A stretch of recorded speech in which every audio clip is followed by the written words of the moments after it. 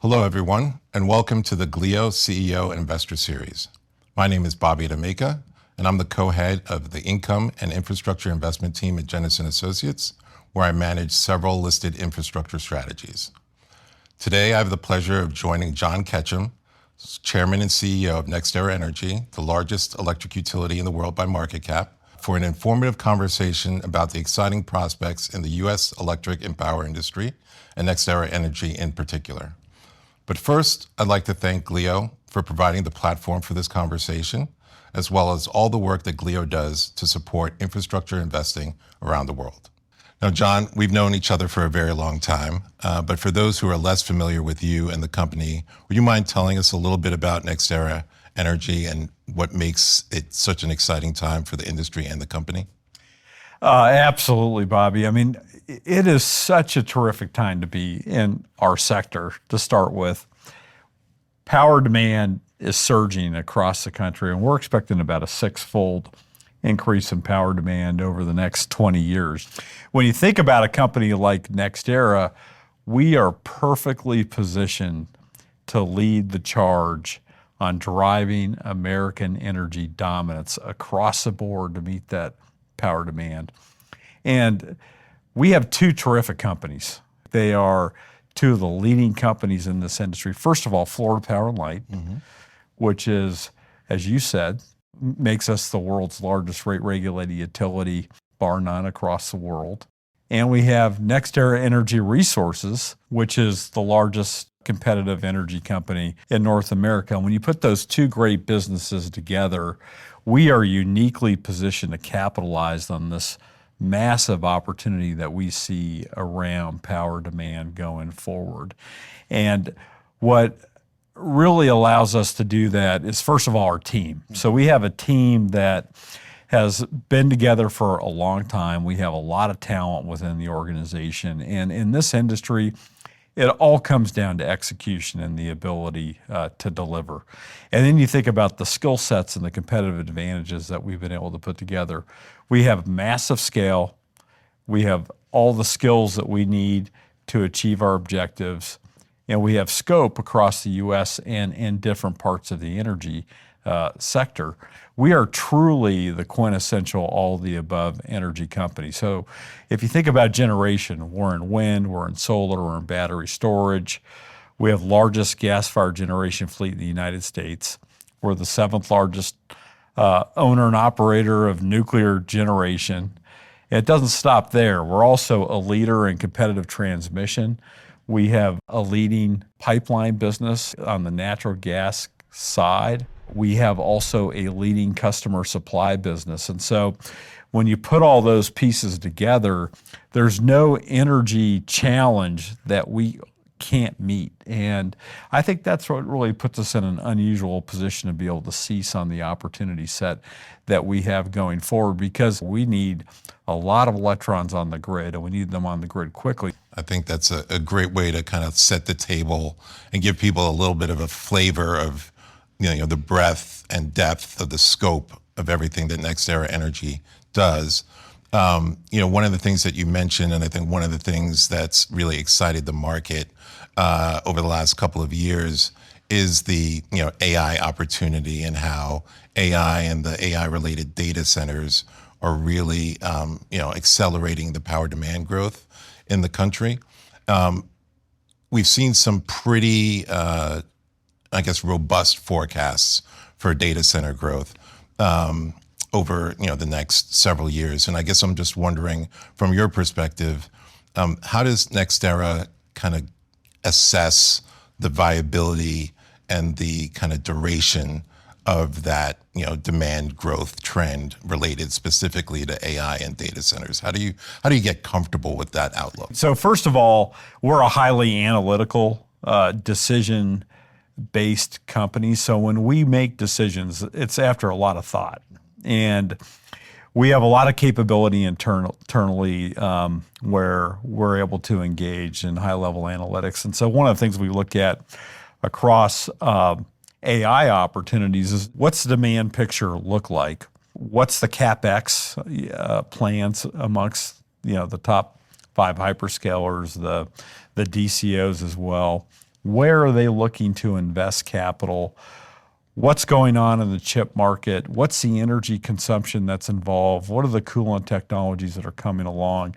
How does electricity and energy fit into the equation, and what does the long-term demand look like for that? And when we do all that work, we see very, very strong picture where we need power. We need power right now to be able to fuel all the data center build out that's coming to support all these artificial intelligence applications. Because one thing that we cannot afford to do as a country and as an economy is lose the war on AI. One of the things that we talked about back in December that you'll recall is our artificial intelligence or technology partnership that we've formed with Google. And so one of the things I'm really excited about is every year we go through a cost-cutting mechanism or initiative at NextEra.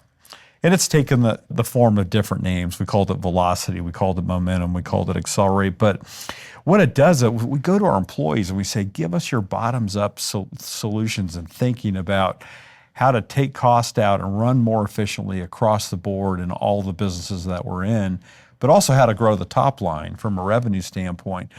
What I'm excited about this year is we've kind of rebranded that initiative. We call it Rewire.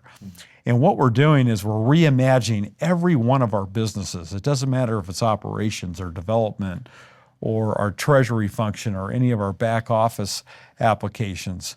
And we're saying to ourselves, how do we do it better? How do we do it more efficiently? How do we redefine the processes that help us get answers in the hands of customers faster and be able to drive lower cost energy solutions across the board? And so as we reimagine the way we can do business, we're also layering technology on top of that, because technology is going to play a huge role in how we run the company going forward. Yeah. No, a lot of great points there, and we're going to follow up with several of those as we continue this conversation. But I guess before we leave demand growth for a second, you mentioned it earlier. Obviously, data centers, AI gets a lot of the headlines in terms of what's driving demand growth, but there are other aspects to the underlying demand growth picture that don't get as much attention. Could you speak to, I guess, to what extent, you think there's some underappreciated aspects to the demand growth trend? When we look at demand growth kind of across the board that's driving that 6x increase that I talked about earlier, about 40% of it probably comes from, hyperscalers and data centers, but the other 60% is just coming from strong economic growth across the economy, particularly as we embrace the administration's policies of trying to re-domesticate jobs back to the United States. Mm-hmm. And so we're seeing it across the board. In this last quarter where we had 3.6 gigawatts that we added to backlog, a gigawatt of that was hyperscalers, right?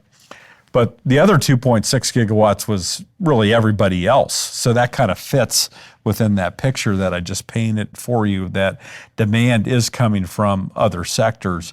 And let's face it, the average household's also using more power because we all have those devices that we've become addicted to that we use every night, and those devices are becoming a lot more sophisticated, but they also are resulting in a lot more energy uses at the home. And so we're seeing a lot of retail, growth. I think that's a great segue to, get into, to drill it further down into the NextEra Energy platform of businesses. And probably a good place to start would be a conversation about NextEra Energy Resources or NEAR, particularly along this line of, bring your own generation for the data centers. NextEra Energy is one of the few, less than a handful of companies in this space that still have a very significant non-regulated part of their business.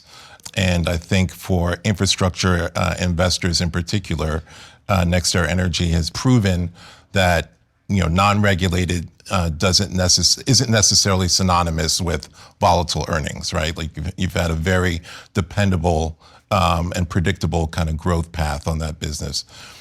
Could you talk a little bit about what it is about how you've structured NEAR to provide that sort of dependability and visibility in terms of the earnings stream over the long term?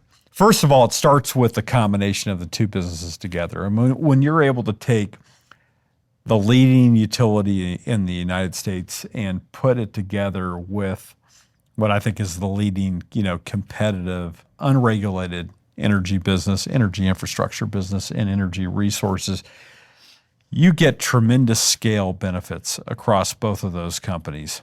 And it doesn't matter if it's the buying power on the supply chain, the way we operate the facilities together, and both companies use technology to do that so we can reduce and limit the number of folks in the field, the combined expertise that we have around transmission and distribution, and the ability of energy resources to think like a utility when it's designing new solutions and new products for our customers. The majority of the earnings and the cash flow at energy resources come from long-term contracted assets. And so one of the things that I think we've been very disciplined on is a few things. One is capital allocation, making sure that we're allocating our capital to assets that generate strong returns. Second is that we are allocating that capital towards long-term contracted investments. We're not taking on a lot of merchant risk where classic IPPs have. And so the ability for us to survive over the long term, if you look at our track record of the last 20 years, is deploying capital in long-term contracted generation assets. And it's been our ability to build out a platform that supports that long-term contracted model. And we've been able to do it in a way that really allows us to capture upsized opportunities when you have a market like what we have today, where we have really strong power demand. If we have to build transmission, we can do it. If we have to build gas pipelines, we can do it. Every facet of the energy value chain we're in that supports that ability to and that underlies that long-term contracted model. And then one of the things that we talked about as well at the investor conference in December is we're not a one-trick pony over at Energy Resources, right?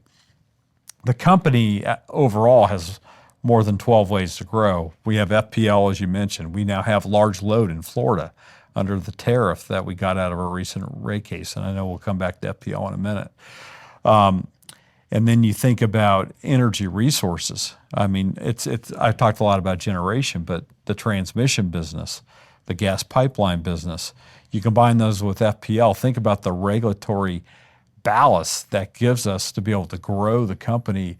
Then you have the wind, the solar, the storage, the gas-fired generation, the nuclear, the ability to recontract assets that we've signed up over the last 20 years to be able to capture all that upside, the customer supply business, giving us all that market knowledge, and then thinking into the future, as we always do, 5-10 years down the road, being able to secure a technology partnership with a company like Google, redefining and reimagining how we're going to do business, leveraging AI like nobody else in this industry, can, because of the data set and the first mover advantage that we have. I just couldn't be more excited about all the opportunities that we have. But that's what really separates NextEra Energy Resources, and that's what gives us the staying power. So many places we can go from there, but I guess maybe the next thing to talk about is something that also came up in your December Investor Day, where you talked about your plans for development on behalf of data center customers, and this goal of building, I think, 15 to 30 gigawatts of data center hubs by 2035. Right. Could you elaborate a little bit more on that concept of data center hubs? Sure, yeah. Let me start with the story first, that kind of as a precursor. I was at a CEO conference with, we'll just say, an unnamed hyperscaler, I don't know, it was 18, 24 months ago. And I said to this particular CEO, I said, what's our industry missing? Like if you woke up tomorrow and said the perfect solution from somebody in the electric generation industry would be X, what would it be? He said, John, I need 5 gigawatt solutions. I need a company that can bring 5 gigawatts, because every data center I'm building is going to ultimately grow to be 5 gigawatts, at least 5 gigawatts. And when they're making investments in certain parts of the country, they've done all the legwork, all that legwork I talked about, working with the local community, selling them on, not selling, but, demonstrating the job growth, the property tax, sales tax, all the economic benefits that come along with that. So once they've already got a gigawatt of compute capacity there, they want to expand to 5. Not that 5's maybe it's 6, maybe it's 7, maybe it's 3, maybe it's 4, but 5 on average was this conversation that I had. And went back to the team and we challenged ourselves to rethink, do we have the right model to approach the hyperscale market? What is it that NextEra could do that nobody else could do, right? And it was to accommodate this goal, right? This goal of, hey, give me 5 gigawatt solutions. And so we immediately went to the drawing board and said, there's got to be a better way. We are the only company in our sector, or one of the only companies in our sector, that can build at scale. Because think about what it takes to build out a 5 gigawatt data center. I mean, you're looking at north of $20 billion of CapEx investment. It's going to take a multitude of generation solutions to be able to do that. They're always going to come back, the customer, and say, look, if you could just get me a gigawatt that can get me online by 27, by 28, that's what I need right now. Then I can grow with you. Why? Because their business model fits that. If they have a gigawatt of commitments where they've already sold data center capacity out for a gigawatt, that gets them going on the first gigawatt. It can be renewables, right? Then, as we're getting that first gigawatt built, in that first 18, 24 months, we're already working simultaneously on the gas gen that's going to follow it up. Or maybe it's an SMR that's going to follow it up. Maybe we're in a part of America, though, that's rural, where many of these facilities get built. They don't have adequate transmission access. We can build the line. They don't have adequate gas access to support the gas plant that needs to power the data center. We can build the gas pipeline to get them there. The easiest solution for them is going to be a hyperscaler that's going to bring their own generation.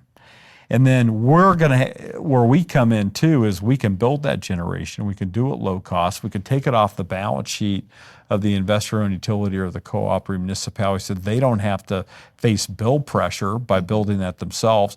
If they want to own a piece of it or take some of it back in the form of PPA, we'll do that too to create a win-win situation, which is what we've been doing for years. I think one of the big takeaways from the December Analyst Day, Investor Day, was, that NextEra presents this kind of all-in-one shop that customers can approach to kind of tack on, basically all their needs in terms of development. I think one of the key messages is that NextEra can kind of check all of the above in terms of development capabilities. But I'd say, before the last couple of years, I think a lot of investor sentiment around NextEra was very much focused on the renewable aspect of the development operation, and obviously with the transition in administrations between Biden to Trump, there was a lot of angst in last year in particular about what that transition would mean for the renewable energy development industry, and whether or not there'd be clawbacks on IRA and all that stuff. Obviously, we're on the other side now of the OBBBA, and I was just wondering from your perspective, what are the prospects or what is the outlook for renewable energy development in the U.S. post OBBBA? First of all, I think it's strong. I mean, I just like to look at empirical data. Look at last year that we had, right? I mean, we had a record origination year, 13.6 gigawatts. We just had a record quarter of 3.6 gigawatts that through our origination efforts on wind and solar and battery storage. And I think it's indicative of the fact that we need all of the above. We need electrons from wherever they come from. We just need to get electrons on the grid fast. We can't afford to wait. And that's what we're seeing from customers. And so the outlook, I think, for renewables continues to be very strong because it's fast to deploy and it's cheap. And when you think about affordability being a key concern across the board among, with, probably every commission in this country. And renewables will continue to play a big part of that because they really help to buy down the bill, which is what they've done in Florida. I mean, you look at Florida, we've taken $16 billion of fuel cost out of the bill. That's why we have an affordable bill here in Florida, because of what we've been able to do on modernizing gas, layering in solar, layering in storage. So renewables will continue to play a very big role, not only this decade, but next as well. I guess keeping with that all of the above theme, another source of carbon-free generation that's experiencing a bit of the renaissance is nuclear power. Yes. And NextEra has been playing a role in that with the Duane Arnold restart in particular. Could you speak a little bit more about, I guess maybe an update on how that restart process is going, and also the role that you would see nuclear energy playing in powering this demand growth, I guess maybe either industry-wide or for NextEra in particular? And I guess the last add-on would be, to what extent do SMRs fit into that picture? So, first of all, Duane Arnold's going terrifically. I mean, the recommissioning's going even better than expected. I mean, things are going really well in terms of the execution there. And I always say that I love being in a year of execution, because execution's our superpower. That's what this company has always done well and we're equipped to do. But that's going really well. But the recommissioning, look, that's the low-hanging fruit for the industry. And so, whether it's Crane, whether it's Palisades, whether it's Duane, those have gotten a lot of the attention. There's some uprate projects too that'll get some attention, as well, that have been announced by some of our peers. But those aren't going to change the game, right? Those aren't game changers. You're really going to have to see a pivot to small modular reactors or SMRs.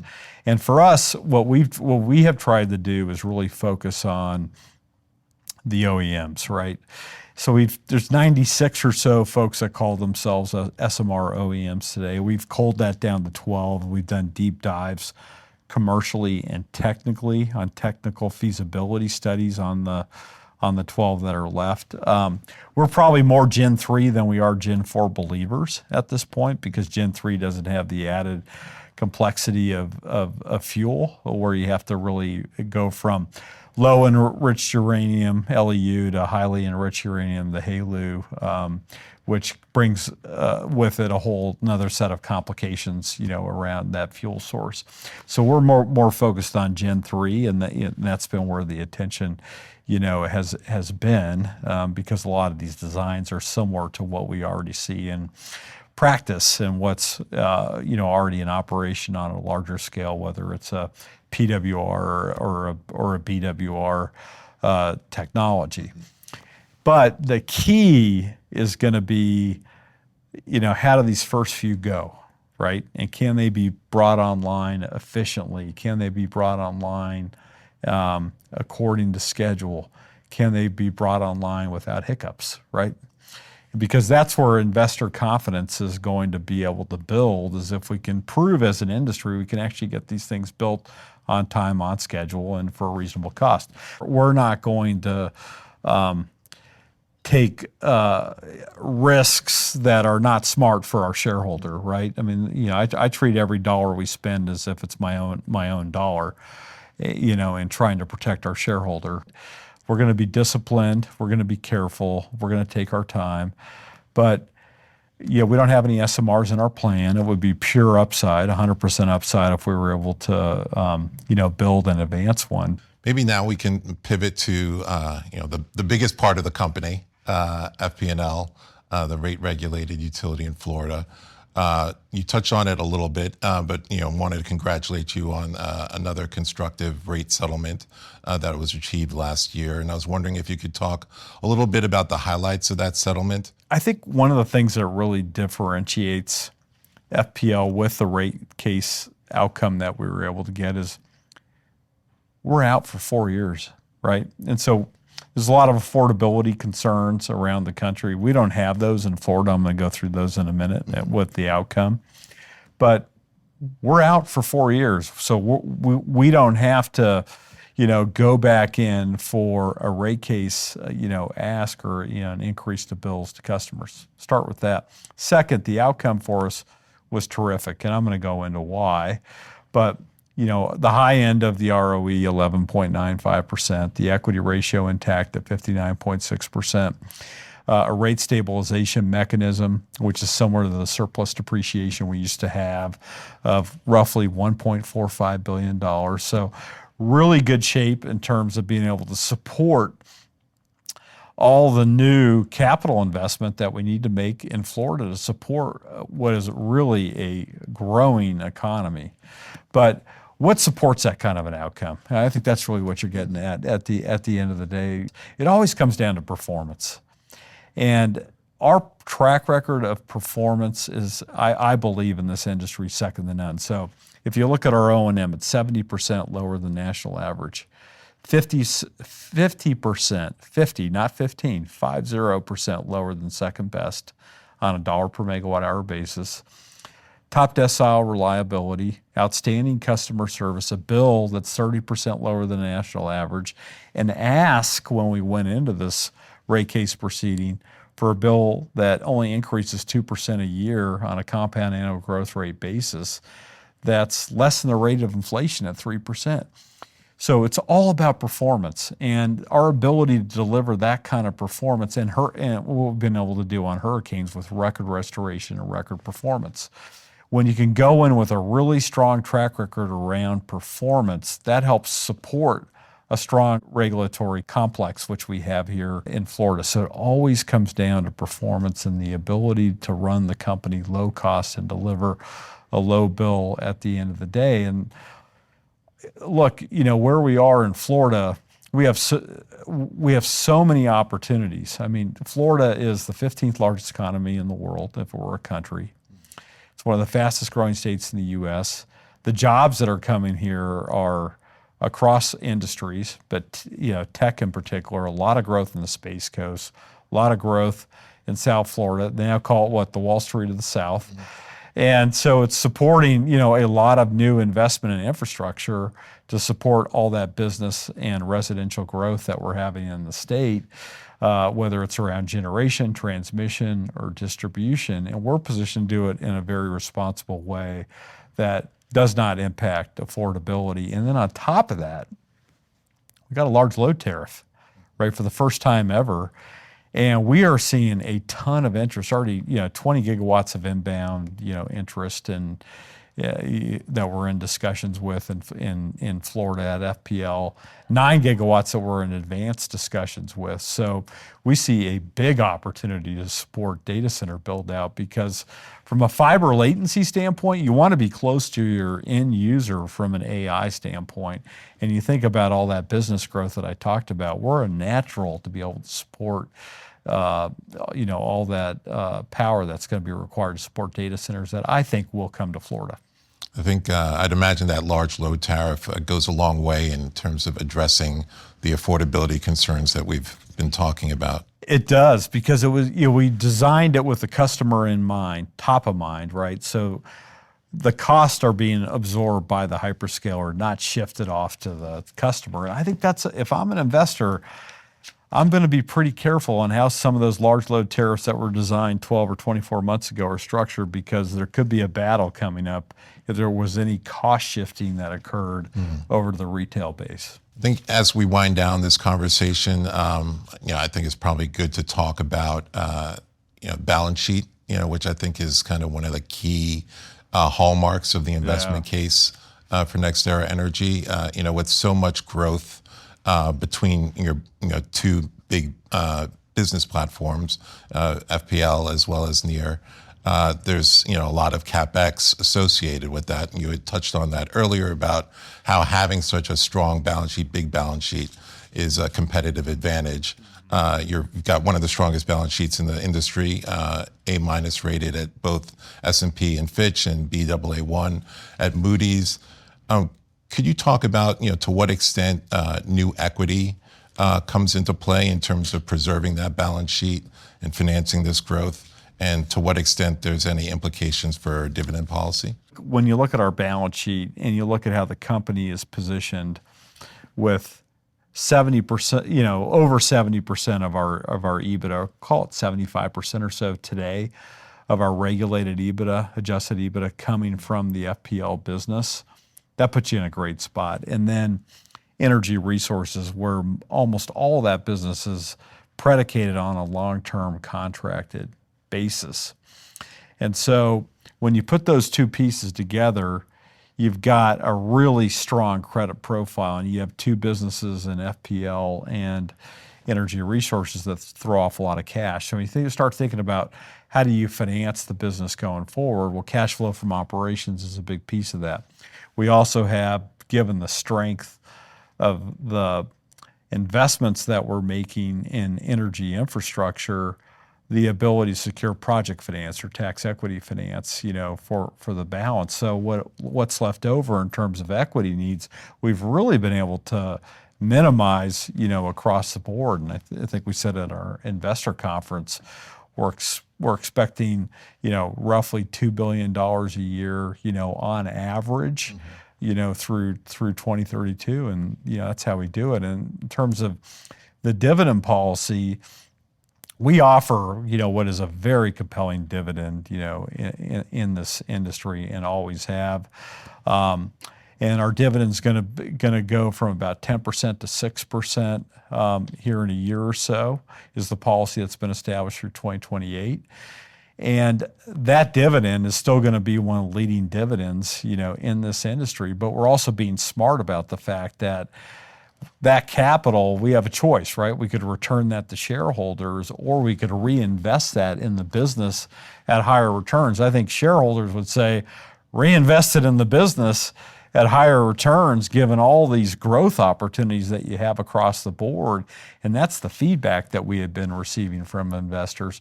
And so when you put together that really strong dividend that we're going to continue to have, together with the earnings profile of the of the business at 8% plus, I mean, that total shareholder return is pretty darn compelling. And we've given visibility on the adjusted EPS through 2032 with a target through 2035. So we look for, a long-term sustainable total shareholder return, for the investor, but being smart about how we use that capital, and being smart stewards of capital is incredibly important.